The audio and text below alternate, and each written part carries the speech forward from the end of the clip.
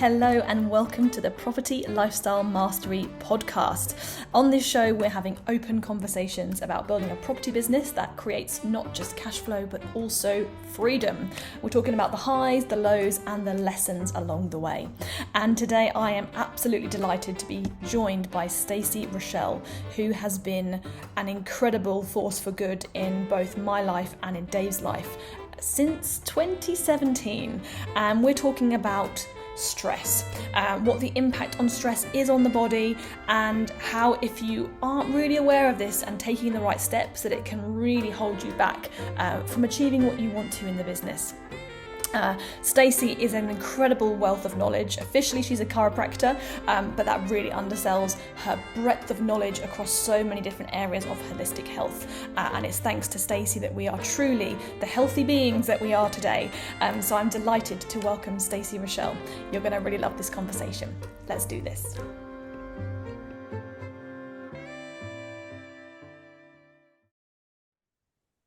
Hello, Stacey. Hello. I am so excited to have you here today.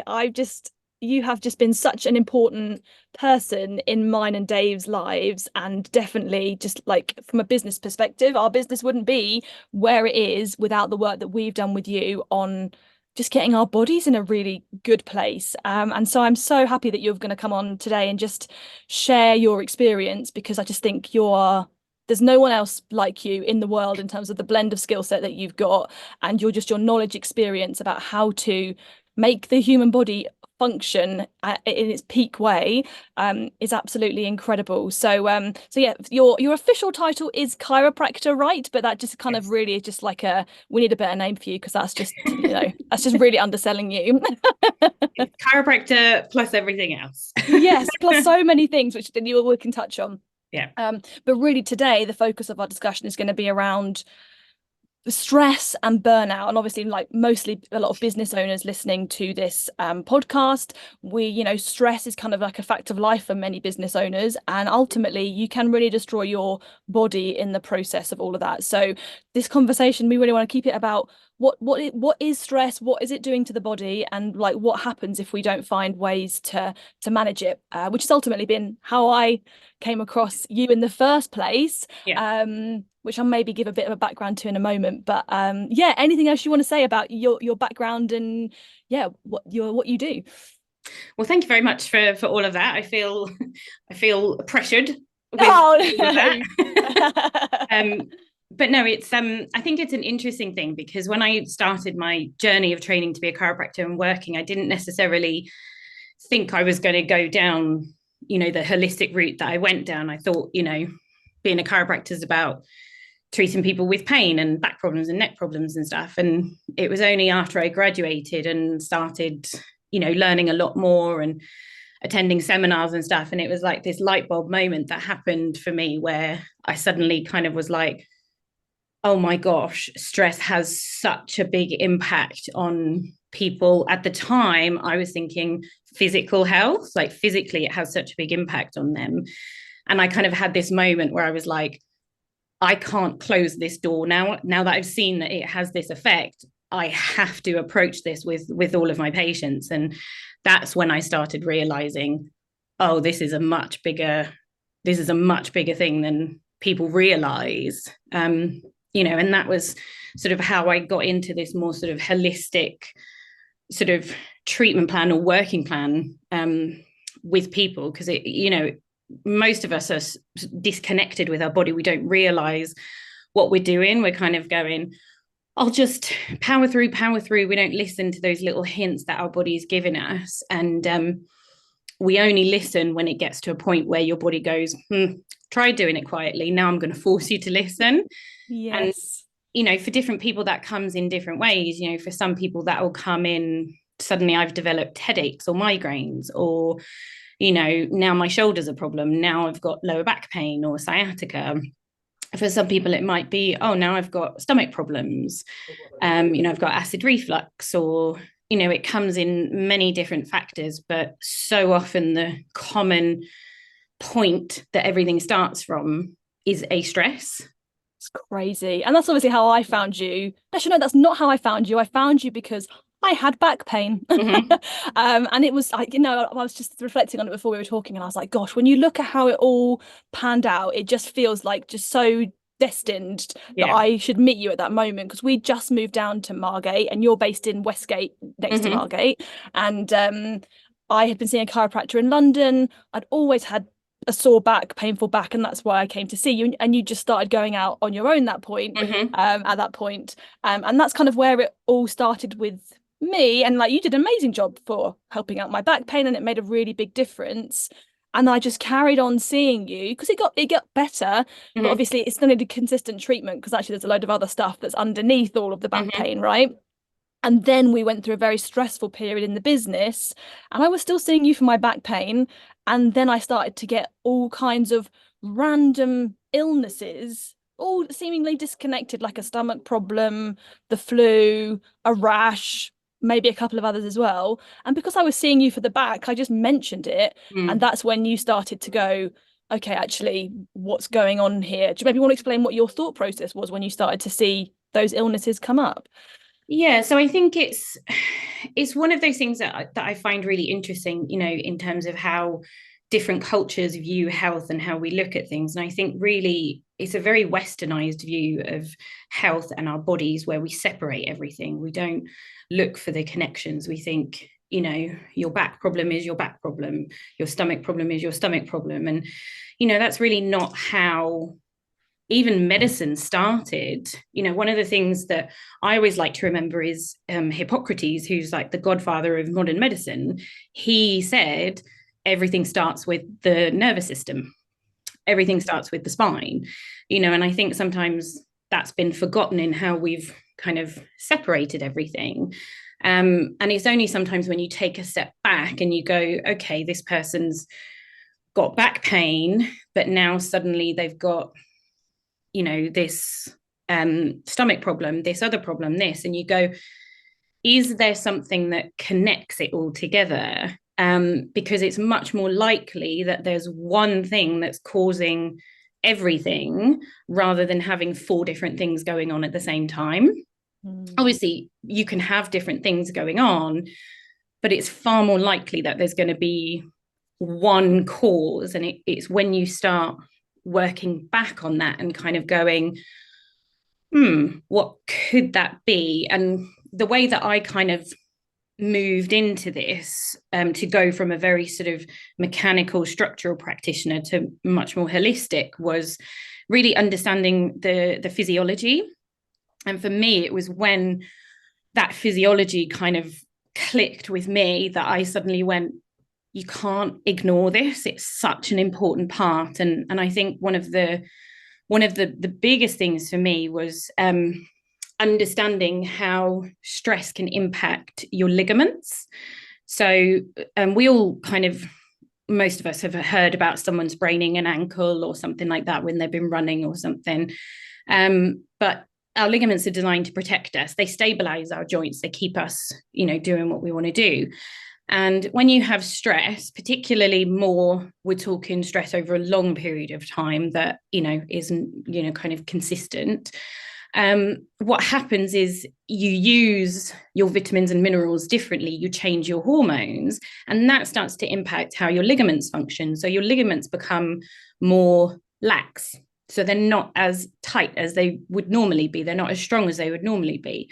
So that's going to mean that you're far more likely to injure yourself. Now, whether that is an ankle injury or a knee or whatever, the most common way that we see it as, chiropractors is in lower back pain, that someone will constantly come back with, my back feels better after treatment, but it comes back again. I feel better, but it comes back again. And when you have this kind of pattern of it's coming back again, it's coming back again, you always have to look and go, why is it coming back? Because obviously, yes, you can treat the symptoms, but if it's coming back, there's got to be a reason for that. And really, it was understanding that if your ligaments are not functioning properly, your problems are going to keep coming back again and again and again. And a lot of the treatments that we do are not, they're not really ligament treatments. Like often we're treating muscles and joints and all of that stuff, which is kind of the symptom that happens if the ligaments are not functioning. So when you then go, okay, we've got to look at ligament function here, then you're more drawn into, well, how are the hormones affecting the ligament? How, and I think it's really something that women inherently understand, that your ligaments get affected by hormones, because we all go through our hormonal cycles, and we all probably know that in the lead up until you start your period, your back starts to ache, you feel a bit more uncomfortable, you're just generally achy. So we have this kind of inherent knowledge that, oh yeah, my ligaments get affected by my hormones. But that can happen with stress as well. It's not just your kind of reproductive hormones that affect your ligaments, it's stress that affects it. And that for me was the moment when I kind of was like, I can't ignore this anymore, because say I have you in front of me where it's like, okay, your back keeps coming back again and again and again. There's got to be something that's driving that. Now we're adding in stomach, and we're adding in something else, and we're going, okay, are there 3 different things going on, or is there one? And the thing that connects it all is stress. And the other thing I find interesting is when we talk about stress, it's to understand what stress is, because often we'll think stress, oh, it's, I'm busy at my job, lifestyle stress. We kind of understand lifestyle stress, and that is one part of stress. That's kind of that lifestyle, emotional, I'm stressed because that's happening. But there's other types of stress that we experience. We can experience physical stress. So a classic example of that is, for example, say you decide that you're going to start running, and instead of building your running up, you decide, oh, I'm going to run a marathon. I've never run a day in my life, and I'm going to run a marathon. Well, you're going to massively physically stress yourself by doing that, which is going to result in a problem in your body. So physical stress is something that we definitely experience, but there's also chemical stress that we experience as well. And that comes from a multitude of different places. Obviously, hormones factor into the chemical stress because they change your chemicals, but what we're putting into our body can be a stress as well.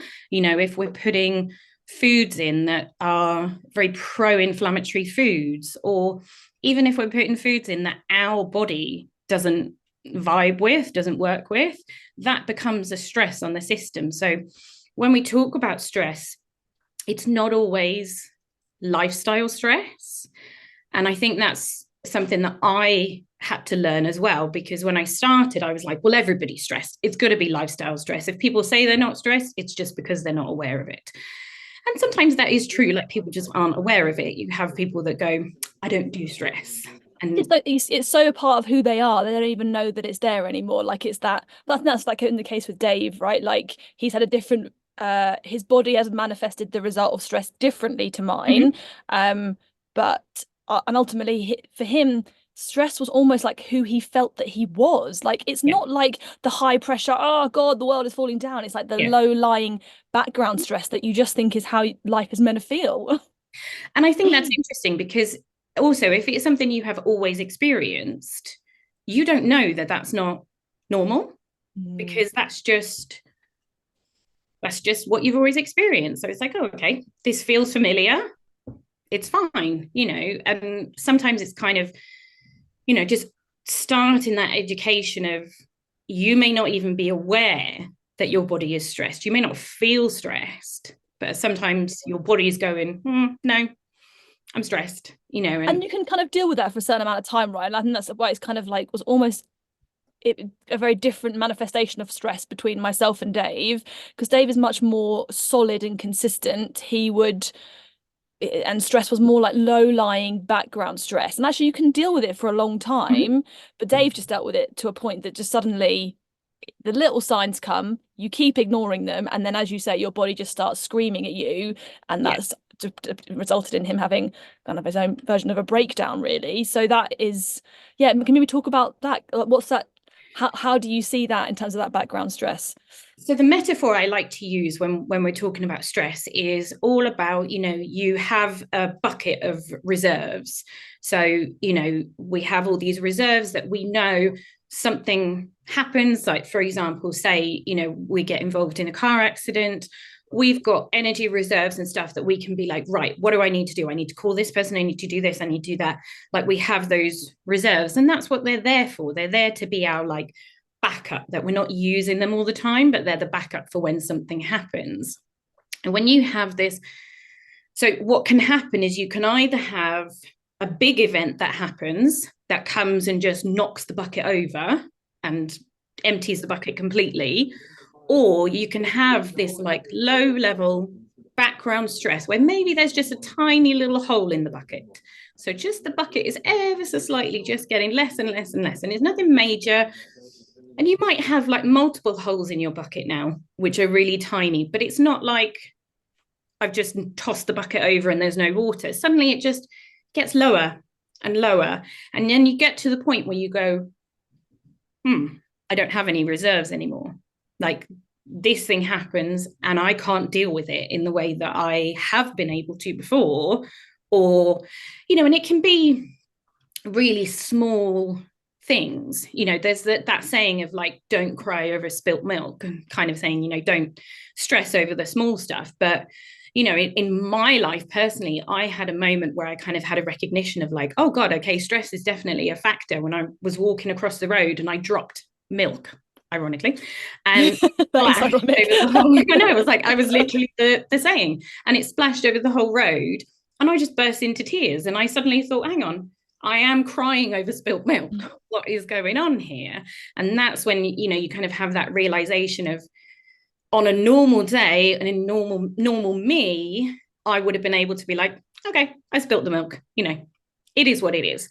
But in that moment, I just had no reserves. So that spilt milk was just like, I have nothing to cope with this. And that's where there is a difference between that big event happening and completely emptying in the bucket, or this like low level sort of, there's a tiny hole in the bucket and it just reduces ever so slightly. And I think that's probably harder to understand and deal with. Sorry about my dog. Marble's just getting involved. She's got low-lying stress that we're dealing with as well. People walk by the window and she gets stressed. Actually, she's the most chilled out dog ever. So, and probably she's letting it all out, right? Like she's barking, she's letting it go, she's not holding on to it. That's what we've got to figure out how we do. Exactly. And it's totally true. If you let it out, it doesn't then build inside of you. I think that low level stress is harder to deal with because you can't pinpoint and go, oh, this thing happened and that's why I'm stressed. You can sit there and go, I don't really know why I feel stressed. I don't have anything, like, why am I suddenly feeling like this? And it's just because it's happened so gradually, it's little by little by little, that it's almost normalized it for you. So your body's just like, oh, there's not been a massive change, but it's just slowly depleted your reserves. And then you just have nothing left. And so what does that actually look like then? Because obviously we kind of, what's happening in the body, or maybe it might be some examples of like what parts of the body suffer ultimately because of this stress. So what I would say is probably the most important thing when we're talking about stress, and there's lots of different factors that go into it, but probably the most important hormone is cortisol. Now, what happens if we have a short-term stress? We will produce adrenaline. We all know that. We've all felt an adrenaline rush where you are climbing up a ladder and you nearly fall off and you suddenly go, and you have that, your heart's racing, you get that rush. That's an adrenaline rush. When we have stress that goes more long-term, we start producing cortisol. And cortisol is another stress hormone. It helps us to deal with the demands, but it changes certain things in your body. So one of the big things that it'll change is it'll change what energy you use to function. So there's generally kind of two forms of energy that we can use. In a simplified form, we can use fat as energy, or we can use sugar as energy. Now, they're both good. We want to use both of them, both great for different times. When we're in a hyper-stressed state, sugar is the energy that we use. So that's why, you know, a lot of the time when you do feel stressed, your immediate go-to is, I'm going to have a chocolate bar, or I'm going to have sugar in my tea, you know, or, you know, just you get drawn to those sugary foods. You know, I'm feeling a bit sad today, I'm going to have a cake or something, you know. And it's very much down to that when your cortisol levels increase, you start switching off using fat as energy, and you move on to using sugar as energy. So your body will release the sugar that it's stored in your system, but that also then changes your insulin. So it changes, you know, if we increase the amount of sugar in our system, we have to produce more insulin, because your body goes, oh God, there's a whole load of sugar here. We need to store it somewhere. We need to get it out of the, you know, out of the system. So it changes how you process food as well. So, you know, we can eat the same thing. If we're in a stressed state, we're going to process the food differently. We're going to absorb different things. We're going to store the food differently. So, you know, it's your body goes into this like panic mode of thinking, oh my God, something catastrophic is going to happen. I need to store every single energy reserve that I have. And so it starts storing all of that energy, which often, and that can be, you know, often that is the glucose that it is storing. And we store glucose in fat cells. So, you know, they're very closely interlinked, but your body will often produce more fat cells to store more glucose. So suddenly this can also be a situation where people go, oh, I'm not losing weight. Why am I not losing weight? You know, I'm exercising, I'm eating well. Why am I not losing weight? Well, you could be eating well, you could be exercising, but actually, has the cortisol changed how your body's processing the food? And also in terms of that, you know, if you're in a stressed state, are you actually over exercising, which is adding to your stress? So it can be this loop of you know, you don't really know what's going on. But I'd say cortisol is the most important thing, because it changes so much of how changes so much of how we function, and it affects our energy as well. So we have these like massive energy dips during the day, when, you know, when your cortisol levels are not doing what they should normally do, and that can mean that, you know, you struggle to get out of bed in the morning, and you kind of go, oh, I'm dragging, I can't get going. And then by sort of, you know, 10 o'clock, you're sort of thinking, oh, hey, I've got this, you know. And then by sort of 3 o'clock in the afternoon, you're sort of going, oh gosh, I need a nap. Like, you know, how am I doing this? And often what also happens is when it gets to sort of 10, 11 o'clock at night, when you know, you'd be normally going to bed, if your cortisol levels are not right, suddenly that's where you get your second wind and you get your energy, and you're going, okay, right, I can do this. And I can, you know, and because you felt so tired through the day, you're like, okay, let me get all this stuff done. But what that does is it means you're then going to bed later. So then the next day you're already waking up and going, oh, I haven't had enough sleep, you know. So it's a real kind of downward spiral. Yeah. And it's just that kind of feedback loop of one thing feeds into another that feeds into another. And, you know, the cortisol really creates that problem with the energy.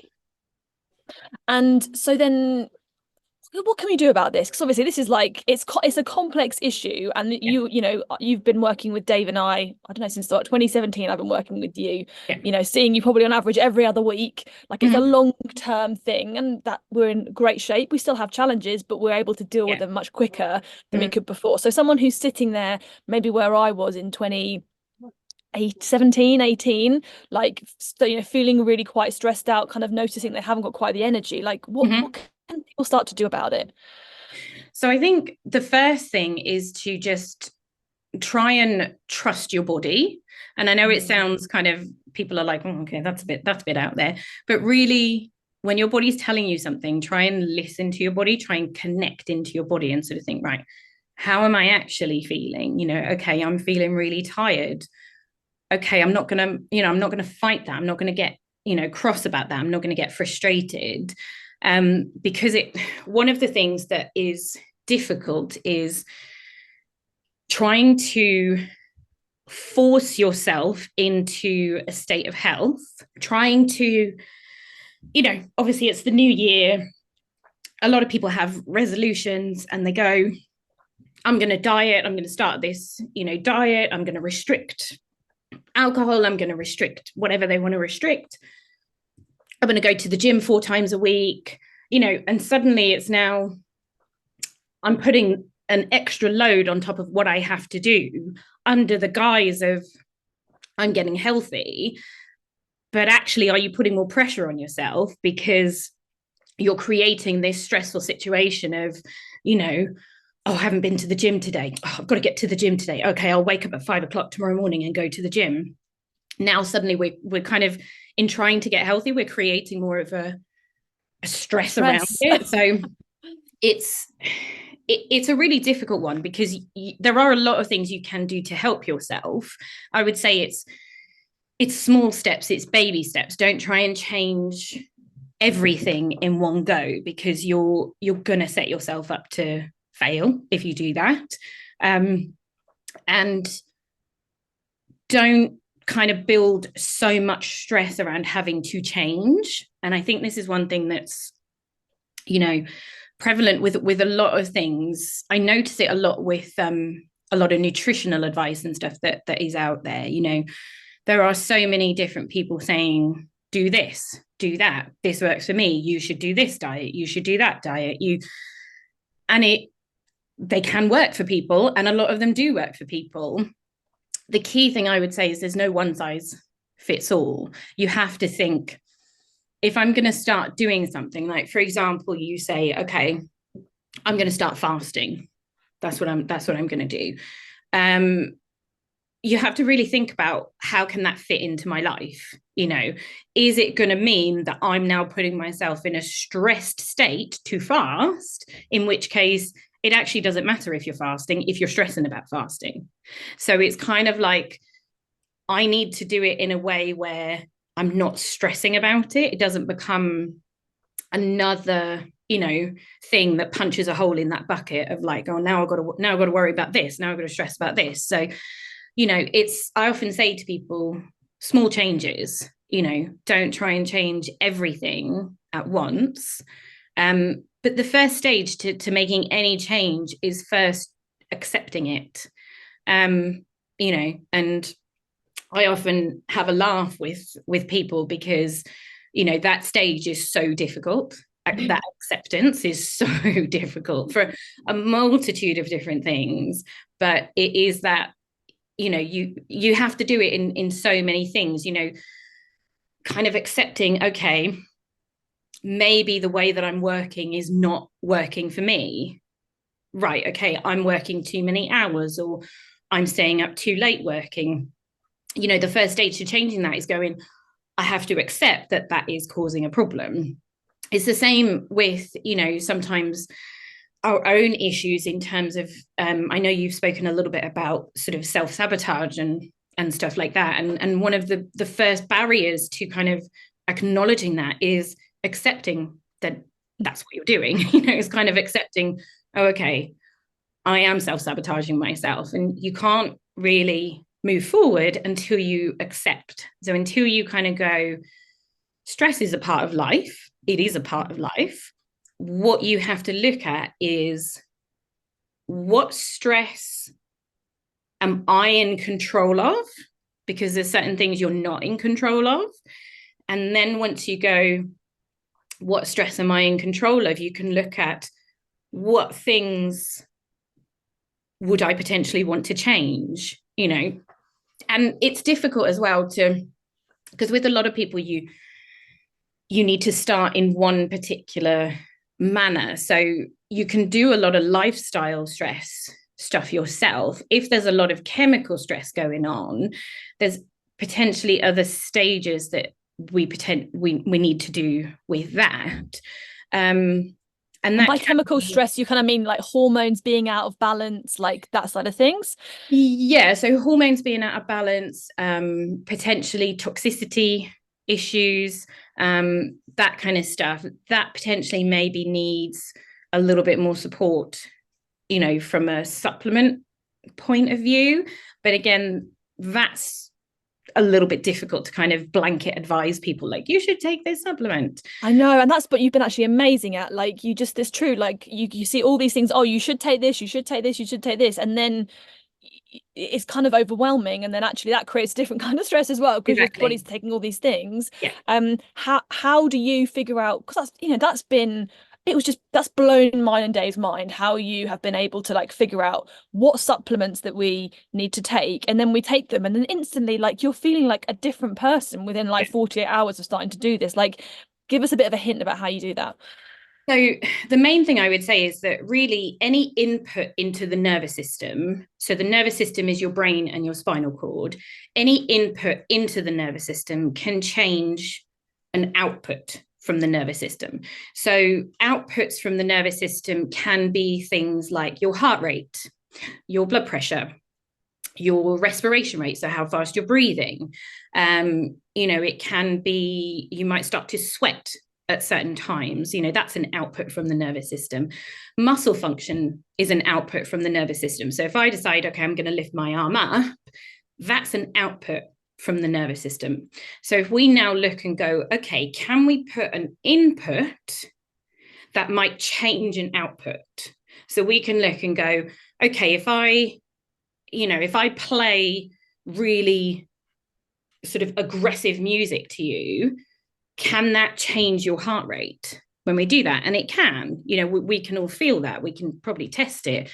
So we know that inputs can change outputs. And that's kind of the principle that I work with, is we put an input in. Is it a movement input? Is it a supplement input? Like, what do? We put an input in and we see, does that change the output? So the technique that I use is called AK, and it uses muscle testing. Now, muscle testing can be used by lots of different people. It's not a sort of diagnosis in and of itself. It is a tool that you can use. And I think the important thing with it is having the knowledge behind you of, right, what does this mean? Because you can simplify it too much to the point where, people go, well, if that muscle, tests inhibited, that must mean this specific thing. And that's just too simplistic. So that's kind of the sort of premise of what we do, is we put an input to change an output. So really we're looking for, are we getting inhibition of muscles? So it has been talked about as the muscles are weak, but that's not really the correct term, because the muscles are not weak in the sense that we need to strengthen them at the gym, or, they've lost their function. What is happening is they are being functionally inhibited by the nervous system. And our nervous system is inhibiting things all the time. That's its job. That's what it does. So if your nervous system is inhibiting this muscle and that is incorrect in that situation, you have to find out why. What is happening with that? And just in terms of the supplement, I have people that come in and see me, and a lot of the time, the first step I actually say to them is, you need to stop taking everything that you're taking, because you're taking too much. And the combination of everything is just so much onto your system that it just, I find when you're doing loads of different supplements, it just doesn't work. It's too much for your system. You have to keep it simple. And, there's a lot of, talk about everybody should be taking a probiotic, which at one point I would have said, yes, I potentially agree with that. But then the question is what probiotic you take. So you can get into a bit of a minefield with it, really. where I tend to start with people, especially if they can't, come and be assessed and have treatment, is I often say, don't make too many changes too quickly. So, if somebody has said to you, oh, try this supplement, it's amazing, it changed my life. Okay, try it.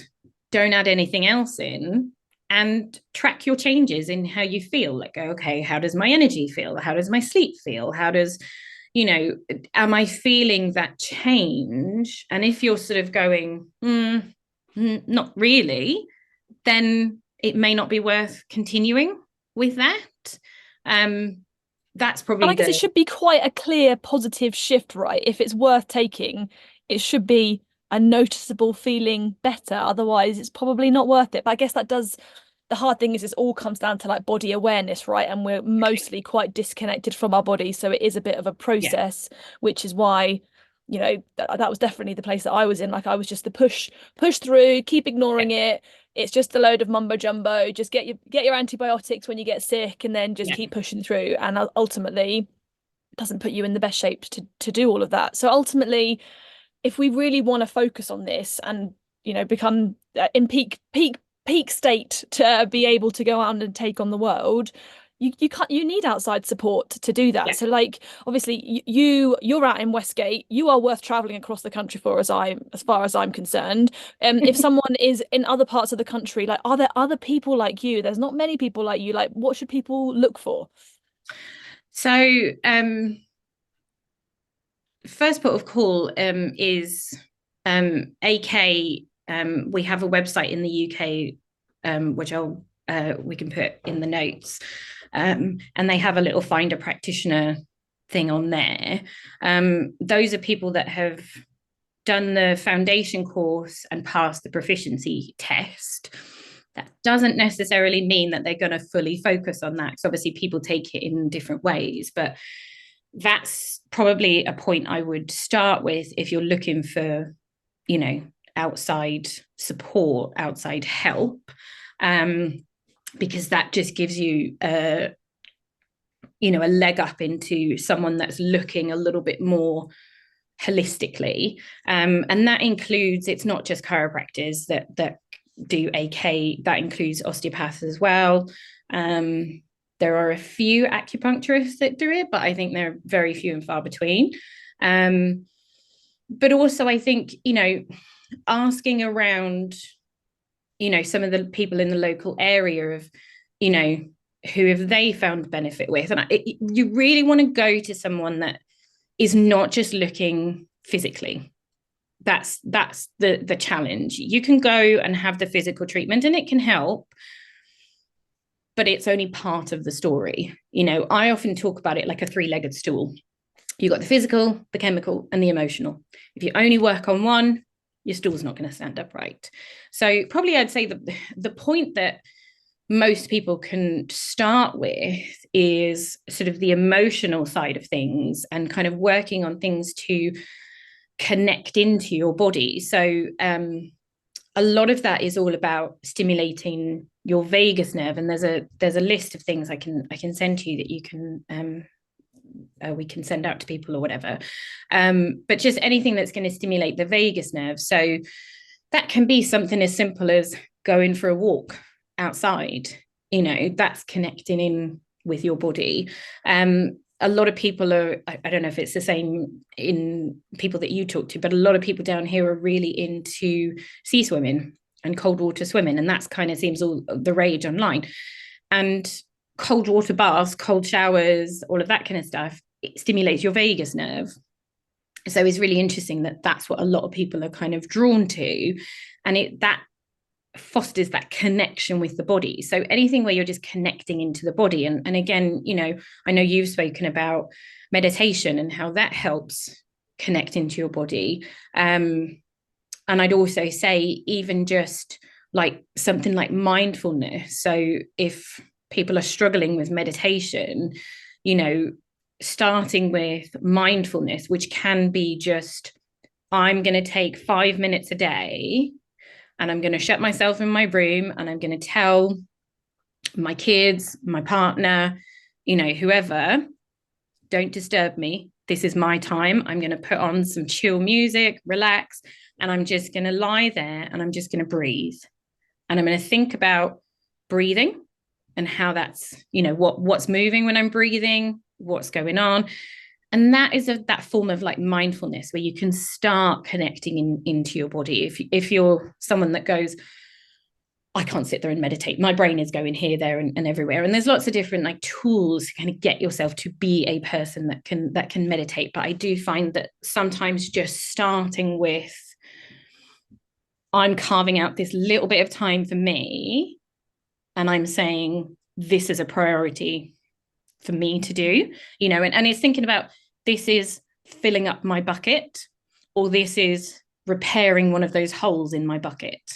So, and sometimes when we have busy lives and stuff and we think, oh, I've got to do this, I've got to do that, I've got to sort the kids out, I've got to do that. Sometimes even, having a chat with, your partner or, your children, if they're old enough, and just saying, look, we all need time to replenish our energy reserves. And this is really important for me to have this time, and I think once you start doing it in a small amount, you then kind of go, I can take a bit of that time for me too, because if I'm more replenished, then I can give to others. And that can be in the form of home life, family life, but also in the form of business. Because if I'm more replenished, if I have lots of reserves in my bucket, I've got a lot more that I can give to the people that I'm working with, or I can be so much more efficient when I'm working. So I might get done in 10 minutes what would take me an hour. So it's true. Kind of, it's that thing of taking that time, taking that break, prioritizing it and going, actually, no, this is really important, and making everybody around you aware, because what that also does is it gets them thinking about it, and it gets them going, maybe I can do that, and that can work with, like I said, family life, it can teach your kids that it's good for them to do that, but it can also work in business. When you're working with other people in business, they might look at you and go, oh, okay, well, she's taking that time for herself. Well, that's interesting. Maybe that's something that I should be doing, and that can foster a much better relationship with any people that you're working with. So it feels it's amazing. It's just like this, it's so holistic, right? And that's why it's so complicated to say, like, what should you do about it? Because actually there's loads of little tweaks that you can make all over the place, and the stuff that comes back to your mindset and how you're approaching your life. And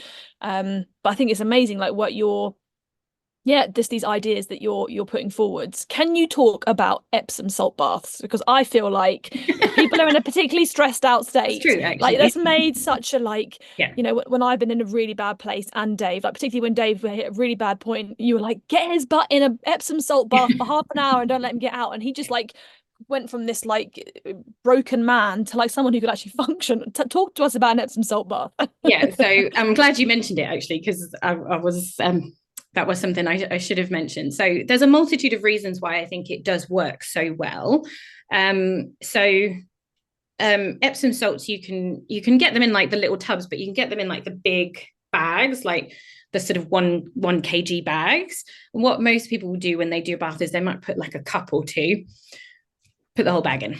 That's what I do. I'll be like 500 grams, kg, put the whole bag in. Really, especially if you're in a very, very stressed state, or, if you're in a lot of pain, for a number of different reasons, they are so, so good. One of the reasons is that they alkalinize the tissue in your body, which really helps to calm everything down.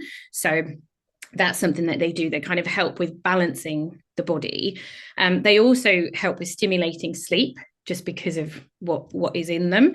And another thing about it is forcing that person to take that time for themselves. Okay, you got to sit in a bath, and it should be, I think I was reading it, we should all be doing it for about 20 minutes, soaking in a bath about 3 times a week. That's kind of what you should be doing. I would say if you're feeling very overwhelmed, stressed, in pain, I would probably do it every day. It's a lot of Epsom salts, but I think it just does such a good thing. And I feel it, with myself as well. If I'm feeling out of sorts, I will often do that. And suddenly you kind of go, oh, yeah, I feel much more chill. I feel much more calm. It then leads to better sleep, which helps you.